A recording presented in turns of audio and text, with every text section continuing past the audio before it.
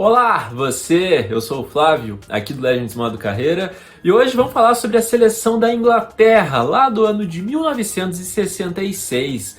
Eles que se gabam de serem os inventores do futebol e tal, tem a Premier, né, a liga mais competitiva do mundo, mas Copa do Mundo que é bom, eles só conseguiram uma, que foi lá nesse ano de 66, e foi um título, né, cara, uma Copa, assim, no geral, repleta de polêmica, né, muita coisa duvidosa aconteceu nesse ano que você vai ver agora. Então vem comigo ver a escala... Ah, antes disso, inclusive, mano, eu peço que você se inscreva nesse canal, caso você ainda não seja inscrito, você tá moscando, então se inscreve aí, dá essa moralzinha e me siga lá no Instagram também, é @inflavio, @in_flávio com 3 As, isso mesmo. Então, agora sim, vem comigo, vem ver a escalação base da seleção inglesa. O Gordon Banks era o goleirão, Corren, lateral direito, Charlton e Bob Moore, os dois zagueiros, Wilson, lateral da canhota.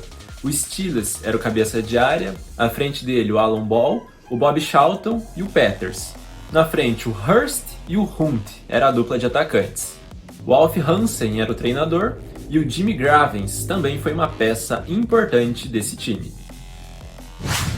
E o craque desse time foi Bob Charlton, ou Sir Bob Charlton, como também é conhecido, essa lenda do Manchester United e da seleção inglesa. Foi um jogador que marcou mais de 300 gols na carreira, tinha um estilo clássico, uma elegância toda ali que era só dele. Dentro desse Mundial, nas 6 partidas que ele disputou, ele chegou a marcar 3 gols, foi um cara muito importante para a seleção inglesa, era aquele elo de meio e ataque, né? Conseguia, além de criar muito bem jogadas, chegar na área, concluir, fazer gols. E pela seleção inglesa, ele disputou 106 partidas e marcou 49 gols, está ali no hall dos maiores jogadores ingleses de toda a história do futebol. E a peça-chave foi o Gordon Banks, cara. O Gordon Banks que foi um goleiro espetacular, que dividiu ali com o Liv Yashin o posto de melhor goleiro do século XX, né? Então foi um cara que, para a posição ali, foi um verdadeiro divisor de águas, um cara com elasticidade, um cara com uma explosão, baita de um goleiro, fez defesas muito importantes para a Inglaterra dentro desse Mundial muito seguro, reflexo sempre em dia. E uma menção também a gente tem que dar para o Bob Moore, que era o capitão do time e que era a grande liderança dessa equipe aí, era o cara que tinha a palavra forte ali no vestiário inglês. E como artilheiro dessa seleção, eu vou ser obrigado a colocar o Hurst. Isso porque o cara disputou 3 partidas ao longo da Copa, quarta semifinal, e marcou 4 gols. Sendo que desses 4, 3 foram na final. Ou seja, o maluco meteu um hat-trick na final da Copa do Mundo. Só isso, né? Só isso. Ele já havia marcado também contra a Argentina na vitória por 1-0 da Inglaterra, ou seja, gol muito importante, gol decisivo. Não foi ali o cara mais constante, mas na hora que precisou ele apareceu e arregaçou. Foi lá e decidiu para a Inglaterra. A Inglaterra foi campeã do mundo de 1966.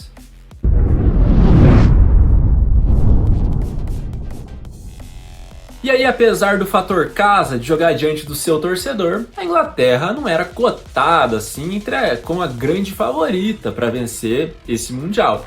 Uma das melhores seleções que tinha para isso era o Brasil, atual bicampeão e tal. Portugal vinha muito bem também com o Eusébio, e a Inglaterra meio que corria por fora, se a gente for ver tecnicamente. O Alf Hansen, treinador que assumiu a seleção lá no ano de 1963, 3 anos antes, ele meteu o seguinte, ele cravou: vamos ganhar a Copa, irmão, vamos ganhar a Copa. Muita confiança que no final deu certo. E nessa época, apenas 16 seleções disputavam a Copa, ou seja, formavam-se ali 4 grupos com 4 seleções. A Inglaterra era anfitriã do grupo A, grupo 1, e estreou contra a seleção do Uruguai. Jogo muito difícil, muito marcado, acabou 0-0. Em Wembley, diante de 90 mil pessoas, muita gente para ver esse empate da seleção inglesa na estreia, que não tirou a confiança dos ingleses para o restante da competição. Na segunda partida, a Inglaterra enfrentou o México e acabou vencendo por 2-0.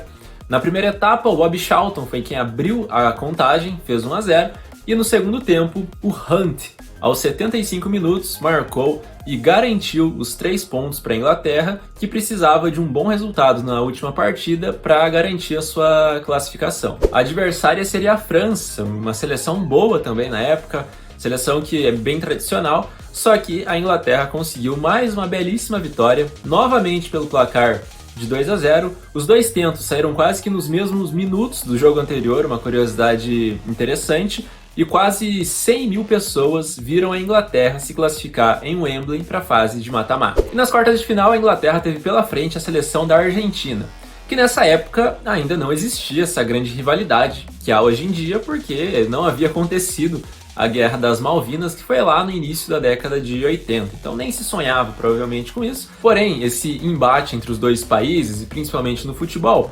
começou a ser construído justamente nesse Mundial e nesse jogo de quartas de final. Isso porque o jogador argentino Antônio Ratín, ele foi expulso de campo, segundo o juiz, por indisciplina e olhar controverso, né? Essa foi as razões que o juiz deu para expulsar o argentino. E aí ele não aceitou muito bem essa expulsão, tanto que ele ficou mais 10 minutos em campo ali naquela reclamação, perguntando, pô, mas o que eu fiz? Por que você me expulsou? Tal. O juiz era alemão, né? Essa globalização que a gente tem hoje, que todo mundo se entende, que rola um espanhol aqui, um inglês ali, que todo mundo sabe, consegue se comunicar. Não existia, né? Não existia. Então, você pensa, um argentino reclamando em espanhol com um alemão que não estava entendendo porra nenhuma. E aí ficou nessa. O Ratín pediu que tivesse um intérprete para ir lá e traduzir o que ele estava falando, porque ele queria desenrolar com o juiz para, quem sabe, anular essa expulsão dele. Ou seja, uma várzea só, né? Mas a única coisa boa disso foi que depois dessa partida, a FIFA teve a brilhante ideia de implantar os cartões, né? Para uma forma de punir que fosse mais lúdica, né, e que não gerasse tanta reclamação como aconteceu, e o cara saber o que ele tá fazendo para daí ser expulso com justiça, digamos assim. E aí, com relação à partida, jogada, ao futebol e tal, a Inglaterra venceu a Argentina por 1-0, como eu havia mencionado, e o Hurst foi quem fez o tento argentino já aos 78 minutos de jogo. Então a Argentina até que se segurou, mas não conseguiu frear ali o ímpeto dos donos da casa e acabou sendo derrotada. A Inglaterra, por sua vez, já estava classificada para a semifinal da Copa do Mundo. E aí na semifinal o bicho pegou de vez, porque a Inglaterra teve pela frente uma seleção que, histórica ou talvez mais recentemente, vem sendo uma pedra no sapato dos ingleses, que é a seleção de Portugal, que nessa época tinha um time muito bom e tinha um cara que era um dos melhores jogadores do planeta, que era o Eusébio, né? Que era um baita no atacante, diga-se de passagem. Só que a Inglaterra ali com o seu coletivo, jogando em casa, conseguiu se impor, e o Bob Charlton, aos 30 minutos de partida, marcou o gol do 1-0 para os ingleses, e ele mesmo conseguiu ali fazer o segundo gol aos 80 minutos de jogo, ou seja, Inglaterra 2-0, poderia ser uma partida assim tranquila, tal, classificou, 2 gols de vantagem, estamos na final, mas não, porque aos 82 o Eusébio, de penal, acabou fazendo o gol do 2-1. Portugal deu aquele calor na Inglaterra ali no final, tal, foi para cima, mas não conseguiu empatar o jogo, e a Inglaterra então já estava na final da Copa do Mundo. E aí essa decisão foi contra uma seleção que também gerou uma grande rivalidade com a Inglaterra, que é a seleção da Alemanha. A Alemanha jogava num 4-3-3 bastante ofensivo. E a Inglaterra também. Era um time que ia pra frente, que jogava pra cima e tal. Tinha muito ainda aquele conceito que ficou estereotipado dos ingleses, de dar chutão, né? De dar balão pra frente e tal. Rolava bastante ainda nessa época, né? Tanto que se fala, o estilo inglês e tal, não é por acaso, né? Só que tinha técnica, tinha qualidade, os caras sabiam trabalhar a bola e chegar no gol do adversário através de passes e boa movimentação. Ou seja, era um jogo talhado para gols, né? A gente olha assim o estilo das equipes e tal, por mais que fosse uma decisão, os caras iam para cima e para fazer gol e foda-se, meu irmão, é isso aí. E o jogo foi meio maluco, né? Bem atípico assim para final.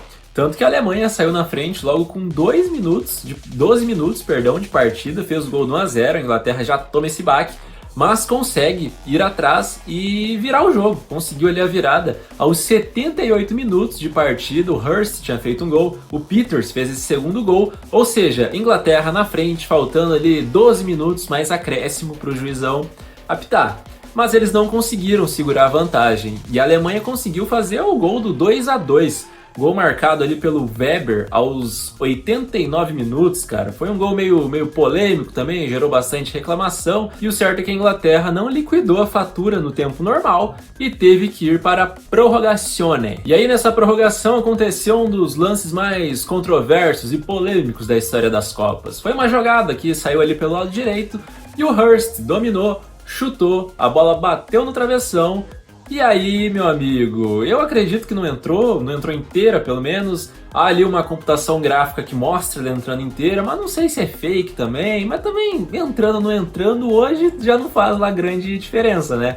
A Alemanha reclamou pra caramba, né? Pediu ali pro juiz anular o gol e tal. O juiz, por sua vez, correu lá no Bandeirinha, só que Bandeirinha era suíço, irmão. Essa dificuldade de comunicação era complicado, né? Os caras desenrolaram, trocaram ideia ali e falaram: ah, irmão, quer saber? Dá o gol, vai, dá o gol e segue o baile. E outra coisa que é interessante no meio dessa bagunça toda é que muito torcedor ficou meio que sem entender, tipo, pô, foi gol? Não foi gol? Ficou com aquela interrogação na cabeça, sabe?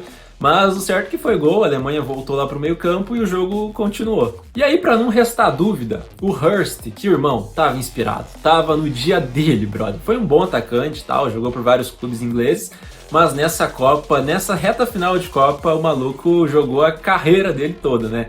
Ele conseguiu avançar ali, chutou de canhota, fez um belíssimo gol, cara. O gol do 4-2, o gol que, de fato, né, fechou o caixão dos alemães e garantiu esse grande título aí para a Inglaterra. E aí a torcida invadiu o campo, a Inglaterra levantou a Jules Rimet, a rainha ali também fez festa, tal, uma comemoração, um clima de euforia dos ingleses que ganhavam ali a sua primeira e até hoje a única Copa do Mundo de sua história. E desde então a Inglaterra teve grandes seleções, grandes gerações de grandes jogadores, né? Jogadores muito talentosos e tal. Me lembra aquela a de 2002 era boa, mas a de 2006, rapaz, 2008, 10 já ficou já um pouco envelhecida e tal. Mas, pô, que todo mundo cotava ali pra ganhar uma Euro, pra ganhar uma Copa, só que os caras não conseguem chegar, é uma coisa de doido, cara. Tanto que no último Mundial de 2018, agora, eles foram semifinalistas, né, e acabaram não passando pra final. E na Eurocopa de 20, que foi em 21, chegaram na final, só que aí perderam da Itália. É uma zica muito grande pra cima da Inglaterra, talvez os caras... A conta desse gol aí que não foi anulado tenha chego agora, né? Os caras estão pagando por isso ainda.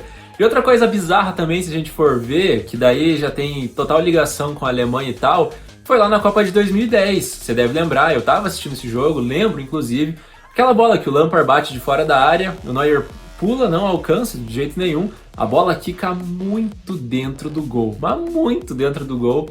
O Capello, que era o treinador, comemora, depois fica maluco, o Lampard coloca a mão na cabeça. Então, só pela reação dos caras, você vê que o juiz fez uma cagada das grandes. E também foi o que esse não gol da Inglaterra, bizarro, né?